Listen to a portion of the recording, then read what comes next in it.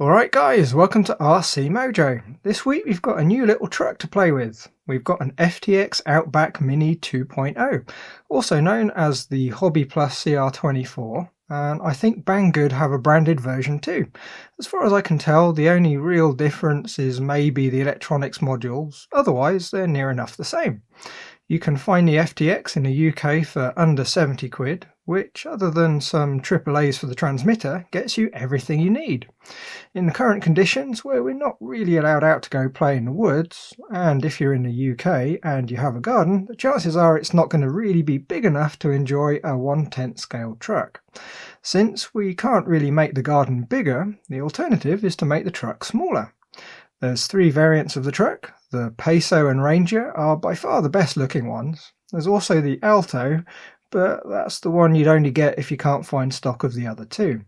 For now we'll just look at the Peso, since other than the lights they're the same truck under the shell. We'll see the Ranger again at the end of the video though.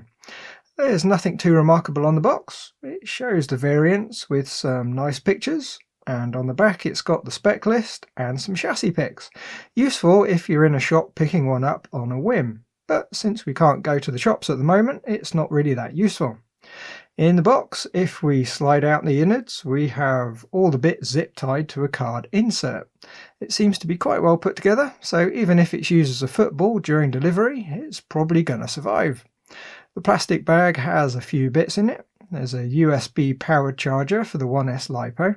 Now, I would always recommend using a proper hobby charger if you can, but quite a few can be a bit awkward about charging 1S packs, so it's still nice to have. There's the enormous plastic cross wrench. I can't imagine why they included one quite so big, but there it is. A super cheap little Phillips driver. Now, if you ever bought one of those phone repair kits off eBay, you'll know what it's like. They can be quite handy, but they don't last very long. And lastly, we have the manual, which, as usual with FTX, is quite nice and clear. It's split up into several languages, so there's only really a few pages, but there's enough in there to get you going. If we open up the insert, we find the transmitter. And interestingly enough, it's the same handset as the one we used on the 1/14th GT500 build a little while ago. It's a nice enough transmitter, but it is quite a bit smaller than a typical handset. Great for packing away for travel, and if it's going to be used by kids. Last out of the packing is the truck, which is held on with a couple more zip ties. Clip them, and the truck comes away pretty much ready to go. To put the batteries in the transmitter, we have to remove the entire top section. There's a push button release that lets you slide the top off, revealing the battery cover. It's a rather strange setup, but it does the job. My other handset has proved to be perfectly reliable, so I'm sure this one will be too. All we need to do is pop in 4 AAA cells, clip the cover back on, and slide the handle back into the top bit. Now if we turn it on, we get a beep and a blue light, so that's the transmitter ready to go.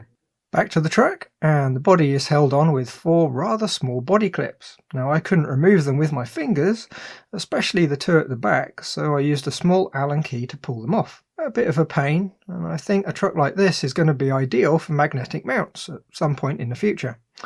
On the chassis we have a layout that looks like a standard 1/10 truck, only smaller. Battery at the back, and an all-in-one brick just forward of centre, and a chassis mounted servo right at the front.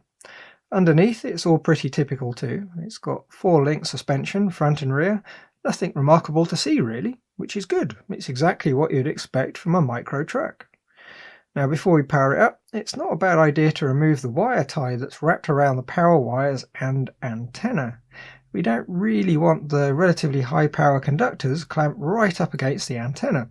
It would probably be fine, but it will definitely be fine if we separate everything. The battery is held on with a rubber strap and has enough give in it that we can just pull the battery straight out. It's a 600 mAh 1S LiPo. Now I'm not sure what the runtime is, as I've not run it through a whole charge yet, but I'd recommend getting a second battery anyway. FTX branded ones can be had for around 8 quid, so why not? And now just for fun we'll compare it with the old 1/24th scale Lossy trail tracker. It was supposed to be the scale truck version of the Lossy micro rock crawler. It's got worm driven axles and runs on a tiny 4-cell NiMi. The body on it looks just fine, And if we look at the chassis, you can see it's really just a micro rock crawler with bumper mounts. It was great at the time, but for a lot less money these days, you can get a far more scale truck in the FTX. Okay, to power up the truck, all we need to do is turn on the transmitter, plug in the 1S LiPo, and flip the power switch. There we go, it's as easy as that. The steering trim's a little bit off, so we'd need to use the trim plus minus buttons to sort that, but all that sort of stuff is covered in the manual, and to be honest, there's really not that much to go wrong. If we look inside the body, we find some LEDs wired up and mounted to the light buckets. One of the reasons I like the Peso over the other bodies is the lights are actually in the right place. On the Ranger, for example, the lights are in the bumpers, which is okay, but not quite as nice as this one. The downside, of course, is the body has to be plugged into one of the aux power leads coming from the electronics block. It uses a particularly small connector, which could be a little bit delicate. It would probably be best to leave it plugged in and just be really careful when taking the body off to swap the battery. With it back together, we can give it a quick test to make sure it's running nicely. A mole grip's going to make a nice little obstacle. Now it's worth mentioning, if you do get one of these trucks, and once you've spent 5 minutes giving it a quick test, just in case you end up with a lemon, put the battery on charge before giving it a proper run. Right, before we take it to the garden, I think a few size comparisons are in order. It's all well and good saying it's 1/24 scale, but that doesn't really give you a good feel for the size. So here we have a 1/10 scale G-made GOM. It's on the larger side of 1/10, having 2.2 tyres, but you can really see the size difference. The little FTX quite comfortably fits between the wheels on the GOM. The long wheelbase TRX4 is similar. The roof rack on the FTX is just a fraction taller than the tyres. Even when put against a 1/16 scale WPL, it looks quite dinky. So yes, if you have a traditional small British garden, these 1/10 scale trucks are going to be ideal. That just leaves charging, and it's just as simple as plugging one end into the LiPo and the other end into a USB port and waiting for the red light to go out. When it does, it's playtime. So, what I've noticed in terms of performance is the steering lock isn't brilliant, but good enough. Sometimes you have to go back and forth a few more times to get lined up than I'd really like. For climbing up loose slopes, it could do with a bit more weight towards the front. I'm wondering if the battery tray maybe could be moved on top of the servo. Wheel weights might be good to try too. Hobby Plus actually do a set of copper ones that I might have to test out. Other than that, I'm more than happy with how the truck runs. They're just the job when you can't go out and about as usual. There are of course a couple of downsides. The electronics being an all-in-one brick means upgrades generally require replacing everything in one go. Even the servo is a 5-wire jobby, so not compatible with a standard RC servo. But again, Hobby Plus do a pack for 20 quid that replaces all the electronics with RC standard separate parts, so it's all quite doable. If you've got a bit of space that you can dig up, these trucks are brilliant. The area in the video is around 8 foot square, and so far it's been lots of fun. Even if you're stuck in a flat, these trucks are ideal for crawling around on piles of books and boxes. Right, so that's going to be it from me this week. If there's any outside footage left, I'll leave it rolling. If you've got an isolation project on the go, don't forget you can join our Discord server and share some pictures. I'd love to see what you've got on the go. Anyway, that's it then. So thanks for watching. Like if you liked, subscribe if you haven't, and leave a message if you've got something to say. Bye guys.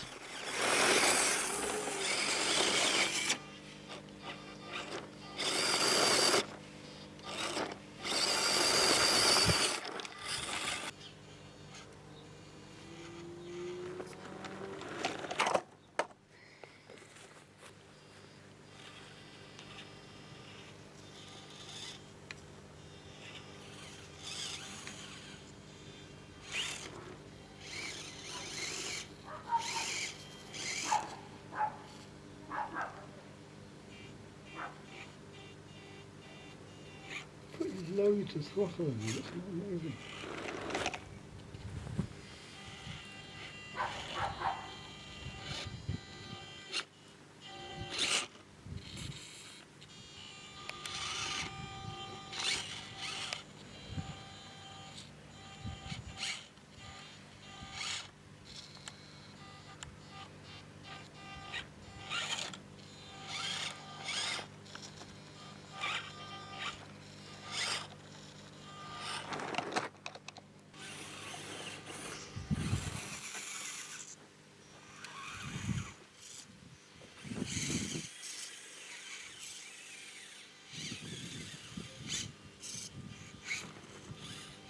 Yeah.